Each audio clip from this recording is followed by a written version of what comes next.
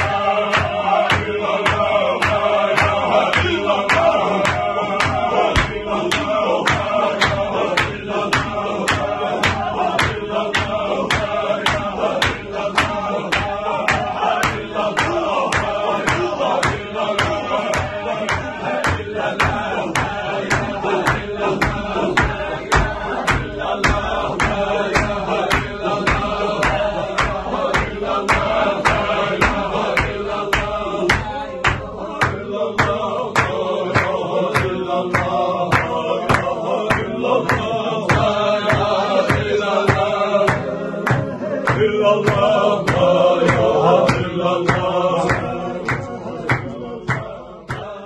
أعوذ بالله من الشيطان الرجيم. بسم الله الرحمن الرحيم.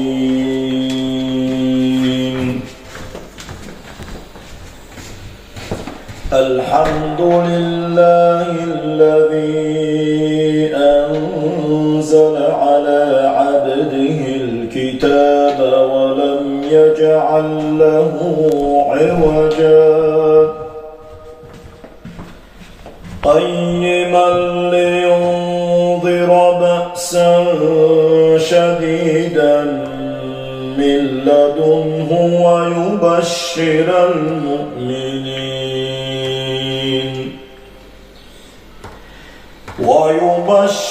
المؤمنين الذين يعملون الصالحات أن لهم أجرا حسنا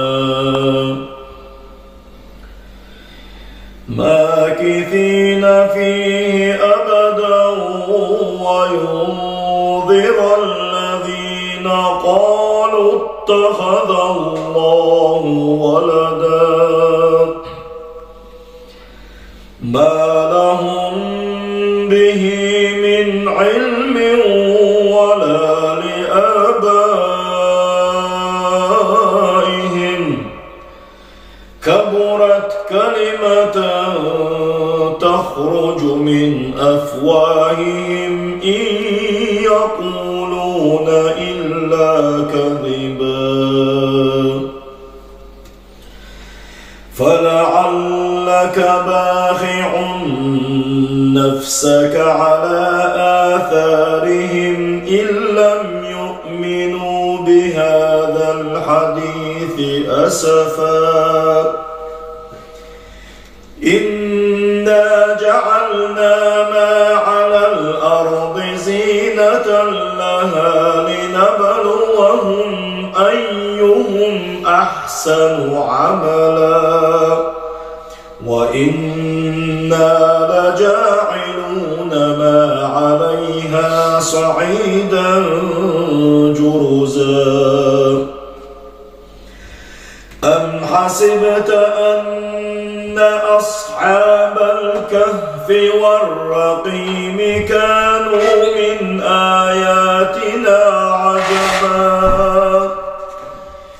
إذ أوى الفتية إلى الكهف فقالوا ربنا آتنا من لدنك رحمة